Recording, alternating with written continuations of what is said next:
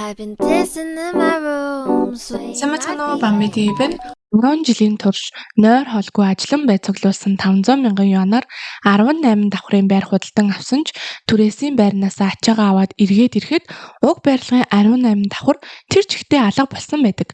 Яаж ч хараад тоолж үзэхэд 17 давхар барилга болсон байв. Шууд л байрны өмнөх эзэн болон зуучилсан агент дээр очтол бүгд л юу яриад байна. Угаасаа л 17 давхар штэ.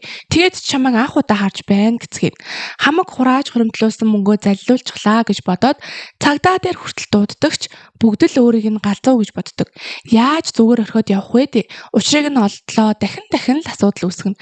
Гэтэл бүгд сэтгэс мэдрэлийн өвчтэй гэж бодон хүчээр сэтгцэн эмнэлэгт хэвтүүлсэн. Эмнэлгээс дахин ороход эхний удаа эмчнэр барьж аваад эм өгсөн бол дараагийн удаа цахилгаан зохиулж байшин авахыг хүчээр мартуулж байх шиг л байлаа. Гэвч сүүлийн удаа оргоод эмчнэрт баригдаад буцаж явахдаа машинаас үсэрч эсрэг урсгалаас ирж авсан машин дайруулан газар дээрээ нас барсан. Цаг хугацаа ухарч байр худалдаж авах гэрээн дээр гарын үсэг зурхаас яг өмнөх үед буюу байр үзэж байх үедээ эргэн төрдөг. Эмэгтэйч бүр гайхаж худалдан авах гэрээнд гарын үсэг зурсны дараа яаж бүхэл бүтэн 18 дахь давхар тэр чигтээ алга болдог байна. Шалгаж үзэх хэрэгтэй гэж бодох үед агент болон байрны хуучин эзэн хоёр гэрээнд гарын үсэг зурхыг нь яарвчлуулна. Зарим тохиолдлуудыг шалгах хэрэгтэй байна гэж хэлээд лифтэнд суухад яалтчгүй 18 гэсэн товч байдаг. Өмнөх амьдралд нь яаж чагаад 18 давхрын товч алга болсон байсан. Доошоо нэг давхарт бууж үзэх гэтэл агент хурж ирээд та яг энэ байрыг авах юм уу? Авахгүй бол таны 30 мянган юаны барьцаа буцаа олгохдохгүй шүү гэдгийг сануулна. 30 мянган юан бол 3 сарын турш хоол идэхгүйгээр цуглуулах маш их мөнгө. Алдаж чадахгүй учраас дахиад энэ байрыг сайн шалгаж үзэх ёстой гэд 17 давхраас 18 давхар руу шатаар гарч буй бичлэгээ хийж авдаг. Байр үзүүлж байгаа хоёр ч манайх асуудалгүй. Залуу хүн гэхэд нэг бүршлэн шалгаад сайн бай шүү гэв. Эмэгтэйч байр зарах гэж буйлын хатагтай их ийдэг сайн хүн шиг харагдсан. Гэтэл байр авсны дараа маргааш нь намайг танихгүй. Чи хүн андуурсан байна. Би ямар ч байр зараагүй гэж байсан. Гэхдээ тэгж хэлэхдээ ч худлаа жүжиглэж байгаа мэт санагдаагүй. Асуудал нь яг юу юм болоо? Химээ бодох зур агентийн утас дуурч өөр вилланы тухай ярилцаж байхыг сонсоод энэ агент сард хит хитэн вилла зардаг. Миний энэ багахан барьцаа төлбөрөөр тутахгүй хүн. Тэгээд ч хамгийн сайндаа орох үл хөдлөхийн агент гэтэл байр авсны дараа намайг танихгүй. Би өчтөр цөөхөн гарданд очоогүй. Яаж бүхэл бүтэн нэг давхар өөрөө алга болдог юм гэд уурлаж байсан байдаг. Агент чинь байрыг лин хатагтай гадаадад охин хүүхдээ төрүүлэх болсон тул 100 мянган юанаар хямдхан өгч байгаа. Дотоод тогтчлт чимэглэл байршил гээд бүгд ийм сайхан байр. Саяд ганц л олдон шүү гэх тэр. Сүүлдээ эмэгтэй өмнөх амьдрал маань зүгээр зүүд байсан юм бах та.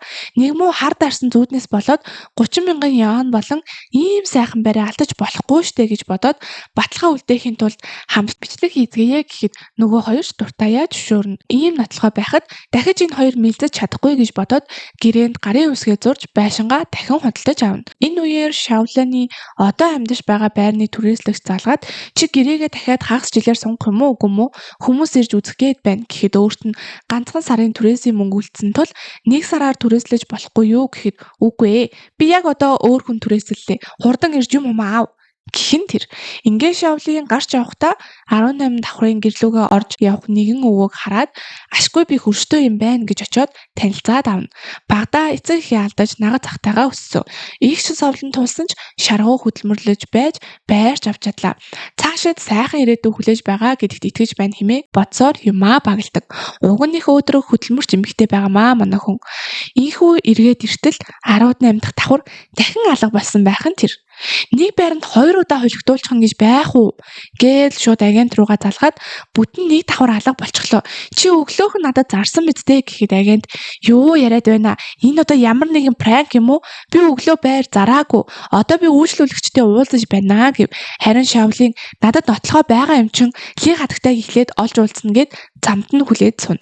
Эренгүүт нь шууд л очиод та намайг санаж байна уу? Миний 500 мянган яныг яг одоо буцааж өг гэд маргалдаж байх зур гадуур явж байсан хүмүүс нь гигэн цагаан өдрөөр хүн дээрэмдэх гэж оролдлоо гэд цагдаа дуудчихсан гэхин тэр. Харин Шаолын утаснасаа нөгөө бичлэгээ гарган харуулад энд нотлох баримт байна гэхэд AI-аар л хийгээ би чамайг огт мэдэхгүй гэсээр байдаг. Ингээд цагдаа ирээд болсон бүхнийг асуухад Ли хатагтай чи юу яриад байна? Би өглөө найзуудтайгаа маажон тоглож байсан. Нотлох хүмүүс зөндөө байгаа гэд муудалцсан. Ингээд тэд цагдаагийн газар ирэхэд Ван агент ч бас ирсэн байдаг. Байр худалдан авсан гэрээг үзүүлэхэд гайхаж энэ нээрээ манай компани гэрээ мөн байна. Гэхдээ би гарын үсэг зураагүй штэ гэхэд Ли хатагтай ч бас энэ миний бичиг мөн байна. Гэхдээ би тэр цөөхөн гарт нь бүр амьдрдаггүй штэ гэхин тэр. Цагдаа нарч тэр хоёрыг өглөө хаана байсныг шалгахад худал хэлээгүй болохыг тогтооно. Нөгөө талд ч юм уу адил Шаолины зураг хуурамч AI биш жинхэнэ зураг болохыг тогтоодог. Гэтэл цагдаагийн газар нөгөө өглөөхөн уулзсан 18 давхрын хөрш өвөө явж байхыг хараад тэр хүн бас энд амьдардаг 18 давхар алга болсон гэд бас уулзахаар ирсэн байхаа гэж бодоод шууд очиод асуудал үгүй ээ би өөр газар амьдардаг. Чамайг би анх удаа харж байна гэхин тэр. Тэгээд яах гэж цагдаа дээр яваан бэ гэхэд нохоогоо алга болгочхоод энд хайхаар ирсэн юм аа гэв. Үүний хажуугаар сэтгцэн эмнэлгийн эмчнэр ч ирсэн байлаа. Өмнөх амьдралдаа сэтгц мэдрэлийн шалгалтанд унаж эмнэлэгт хэвтэн оргосоор эцэст нь эмгэнэлт явдлаар төгссөн учраас энэ удаа биеэ цэгнэх ёстой гэж бодно.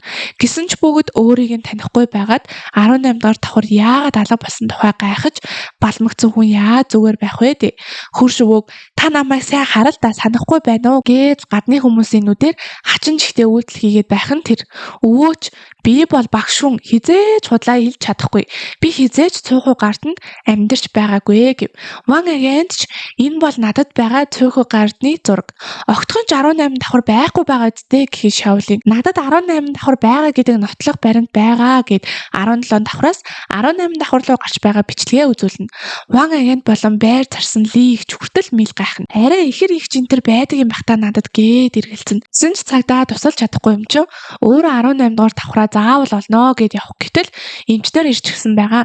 Та энгийн нэг тест бөглөөд өчгөө гээд нэг өрөөнд оруулна. Энэ удаа тайван байсан тул сэтгц мэдрэлийн хувьд эрүүл гэдэг дүгнэлт гарна. Ингээд цагдаагийн газрын гадаа таяад гэр оронгүй хүн болчихлоо. Одоо яах вэ? Яагаад гинэд алга болчихдог юм бэ? Тэгээд ч 10 жил хурааж хурдлуулсан мөнгөө ингээд зүгээр алга болгочихвол болохгүй штэ. Одоо яах ёстой юм бэ гээд цөөхөн гардны 17 дахь давхрын орцон дээр ирээд ханны наад цадхыг дахин шалгана. Түн дээрх бичлэгийг хартал өмнө нь байсан гарны мөр одоо байхгүй болсныг анзаараад үүнийг зөвхөн үйл хөдлөх хөрөнгийн удирдлагууд л хийж чадна гэд явж очиод та нарын хяналтын камерын бичлэгийг шалгамаар байна гэхэд бид өөрийг чинь танихгүй юм байна. Хаа хамаагүй хүнд камерын бичлэгээ шалгуулад сууж байвал утахгүй штэ гэв. Шаолын ч худалдаа авсан гэрээгээ харуулхад манад 18 давхар гэж байхгүй. Хурдан яв гэд хөөж гарах гэтэл Шаолын шууд хяналтын камерын хэсэг рүү гүйж ороод хаалгаа төгжнө. Ингээд камер хартал 17 давхарт огт хүн орж ирсэн улмөр байсангүй. Цагдаа нар ирээд таны хэргийг бид үүсгэсэн шалгаад явж байгаа. Ямар нэг зүйл гарвал би тань мэддэн шүү дээ гэхэд үгүй өглөөхөн бичсэн бичлэг дээр 17 давхрын хананд гарны мөр байсан. Гэтэл одоо арилжчихсан байна. Энэ хүн буцнаас гарцаагүй гэхэд цаана байсан хүмүүс бид энд олон жил амьдарсан. Эдний сөөх таны ярьж байгаа шиг тийм хурдан биш. Өглөө гарны мөр байхад өдөр нь будчихсан байна гэвэл бараг л гайхамшиг гэхин тэр. Ингээд яах чаргагүй буудалд ороод одоо байгаа мөнгөөрөө хитгэл хоног амьдрахаар болно. Маргааш нь агент дээр очтол Ван агент байр зарсан Ли ихч хөрш өвөө 3 нэг дотн юм ярилцаад явж байхыг нь хараад араас нь симэрхэн дагна. Шаолинч бүгд нийлж байгаад намайг хөлөгдсөн байна гэж бодон холоос зураг дарж бичлэг хийж баталгаажуулна. Мөн үл хөдлөх хөрөнгийн агентийн офис дээр нь очиод нууцаар Ван агентийн ширээн дээрээс гэрээнүүдийн зургийг авна.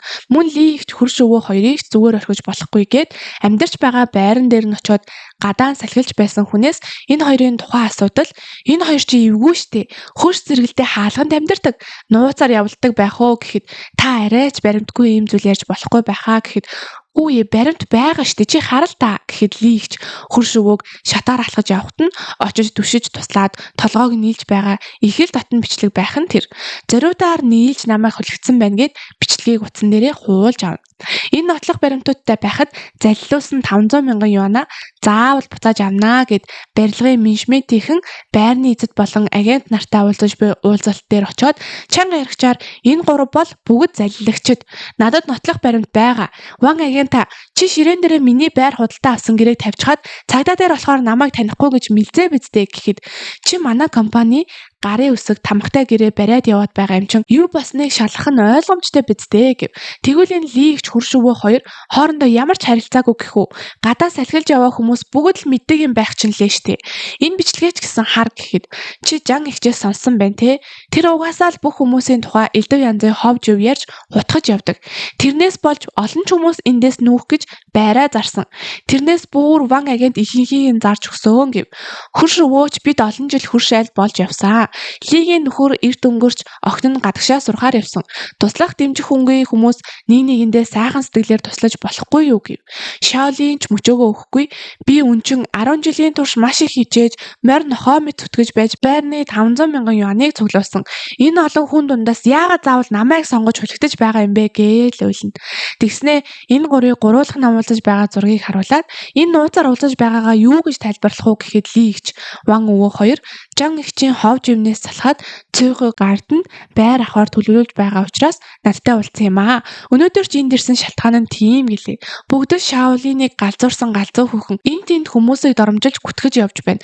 Цагдаа дуудаад нэмэргүй шууд сэтгцэн имлэг дуудаад өгч явуул гэхэд Шаолин шууд цогтож угаалгын өрөө орж нүүрээ хүүтүүсаар угаагаад үнэхээр би сэтгцэн асуудалтай юм бах та. Байр авсан нь зүгээр л миний төсөөлөл байсан болов уу гэд утсан дээрх гэрээний зураг 18 дугаар давхрын бичлэг зэрэгээ үзээд яавч төсөөлөл биш бэ. Байраа олж авахдаа л аавн химээ дахиад л зориг орно. Ингээд цөөхөө гардны ойр хаваар алхаж явтал нөгөө хурш өвөө ямар нэг зүйл хайсан байдалтай зогсож байхыг харав. Та чи энд амьдрдаггүй байж юу хийж яваа юм? Ер нь та ван овогтой. Тэр агент шван овогтой. Арай таны хүү юм шүү гэхэд чи юу яриад байна? Энэ дэлхий дээрх ван овогтой хүн бүр миний хүү болж таарах уу? Тэгээд ч хүү минь гадаадд байгаа. Намайг ганцаардах вэ гэсэндээ нохоо авч өгсөн юм. Чамайг энд харсан гэхээр чин би энэ хавар хайж явна гэв. Шаолинч би одоо орох оронгүй болсон юм чин тантай хамт нохоог чин хаяа л гэв. Ингэж байгаа түүнээс хідэн мэдээл ол цуглуулъя гэж дотроо бодно. Тэгсэн бургас дундаас жижигхэн шар голден ретривер гүлэг гаргаад ирхэн тэр. Өглөө харахад л өвөөгийн нохоо том байсан. Гэтэл сая олдохдоо жижигхэн гүлэг байхад өвөө өөрийнх нь нохоо мөн гэхэн тэр. Яагаад хэдхэн өдрийн өмнө харсан нохоо 3 сартай байдаг юм бэ? Юу болоод байна гэж бодоод өвөө одоо ер нь хэдэн он юм бэ гэж асуухад 2025 он гэхэн тэр. Ингээд байр нь яагаад байхгүй болсныг ван агент лигч хурш өвөөнөр яагаад өөрийг нь танихгүй байсныг бүгдийг нь ойлгоно. 2025 онд цөөхөө гардан 17 давхар байсан бөгөөд 2026 онд барилгынхан нэмж 18 дахь давхрыг барьсан болж таарна. Тэгэхээр Шаолин цаг хугацаагаар аялсан байжээ. 18 дугаар давхар алга болсон биш, одоохондоо баригдаагүй болж таарна.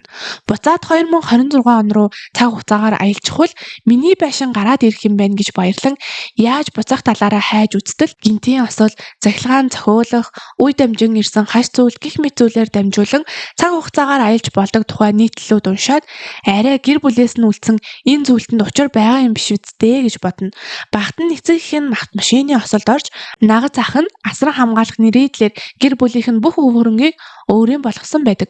Тэгснээ энэ хаш зүйлтийг ихнэр нь булааж автал наатаха буцаагаад өчгөө цаг нь ирэхээр бид өөртөө ашигтайгаар ашигланаа гэв. Мөн түүнийг гадуурхаж, зодож, загинж өөрөө арай гэж олж авсан тэтгэлгийг нь хүртэл булааж авсан. Байраа авахаас хэд хоногийн өмнө л гэхэд дүүчин байр авах хэрэгтэй байна гэд мөнгө асуу залгасан байж. Бүх зүйлийг нь буцааж авсан хэрнээ ганцхан энэ хаш зүйлтийг үлдээсэн учир нь цаг хугацаагаар аялдаг гих нууцыг нь мэддэг байсан юм байна. Тэгээд л намайг явуулчихад одоо миний байранд сайхан амьдарч байгаа хэрэгүү. Яадагч байсан буцаж очих ёстой хэмээн бодно. Яг энэ үед лайв стримээр эртний эдлийн шинжээж холбогдсон хідэн азтай хүмүүст үнэт эдлийг нь жинхэнэ эсгийг шинжээд өгөө гэж байхыг нь хараад азар хамгийн ихэнд холбогдож чаддаг. Гэвч 2026 оноос ирсэн миний байр алга болчихсон энэ зүйл дээр би буцаад 2025 онд очиж чадах уу гэхэд үзэж байсан хүмүүс галзуу солиотойгоор дуудаж сэтгцэн имлэг дуудцгаа химээдэгч уг хаш зүйлт нь мөн 500,000 юаныг үнэтэй болохыг хэлж өгнө. Ингээд өмнөх амьдрал шигээ дуусахгүй тул сэтгцэн имлэг л биш шүү гэд хурдхан шиг стримээс гарна. Хог дуугарч буудлын ресепшн чи өрөөгөө сунгах юм уу үгүй юм уу? Үгүй бол хурдан эндээс зайл муу ядуу гуйлагчин гээд чемоданыг нь гатгшаа чулуудаад хөөж гаргана. Гэтэл нэг үл таних хүнээс алс зүйлтийг чинь 40,000 юанаар авъя. Энд хүрээд ир гээд хаяг явуулна. Профайлаас нь харахад ямар ч хувийн мэдээл байхгүй. Хоосон аккаунт байдаг ч одоо орохоор мөнгөгүй. Үүнээс илүү муу зүйл гэж юу байх втэ гээд очихоор шийднэ. Яваад очтол нөгөө өсгсөн нагад зах нь байж байдаг.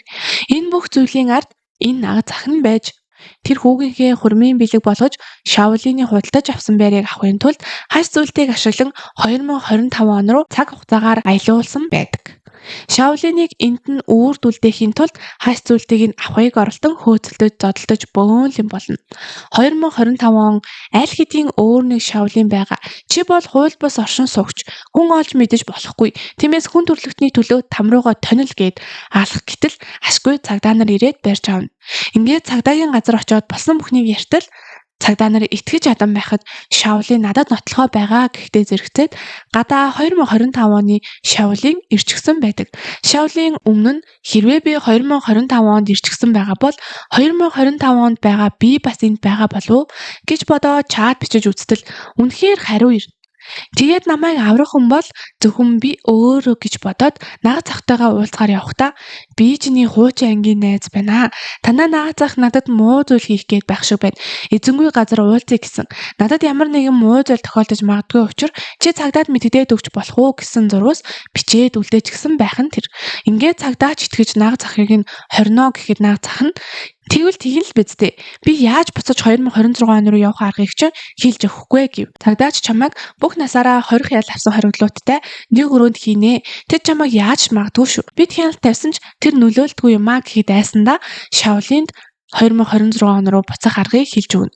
Шаолин 2025 оны өөртөөгөө уулзаж нэг нэгэндээ хичнээн сайн хичээж сайхан амьдарч гэрэл ирээдүй хүлээж байгаа тухай хэлж өгнө. Инхүү Шаолин буцаж 2026 онд ирж чадна. Одоо миний байранд нагад зах их нэртэйгээ хүүтэйгээ нүгэд ирчихсэн байгаа. Та нарын сайхан өдрүүд үүгээр дуусгар болно гэд цагдаа дуудсан байдаг. Ингээд ашгүй нэг юм нагад захыгаа гэр бүлтэй нь хөөж явуулаад хаалганы цоожоо солиод хойс зүйлтээж бас зардаг. Ийхүү Ван агент хурш өвөө игч нарыг гэртээ өрн халуун дулаан хооллож буугаар кино дуусна. Дараагийн хятад кино драма товчлыг цаг алдалгүй сонсохыг хүсвэл манай сувагт subscribe дараад могоо асаагаарай. Баяртай.